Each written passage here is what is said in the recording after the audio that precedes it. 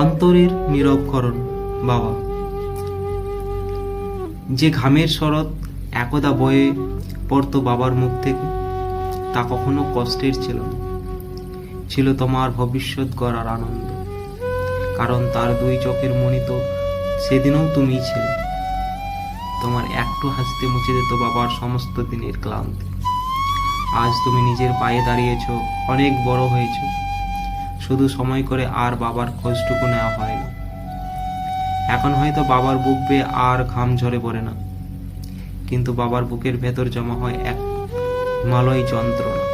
সন্তানের এই অবহেলার আঘাত এখন তার অন্তরে লাগে, যা সে কাউকে দেখায় না, শুধু নীরবে হয়ে যায় মৃত্যুর ওপার পর্যন্ত। এই কবিতার লাইনগুলো নেওয়া হয়েছে কলমদানির আলপনা পেজ থেকে। যদি ভিডিওটি ভালো লাগে তাহলে অবশ্যই ভিডিওটিকে লাইক শেয়ার সাবস্ক্রাইব করো, আর কেমন হয়েছে তা কমেন্ট করে অবশ্যই জানাও।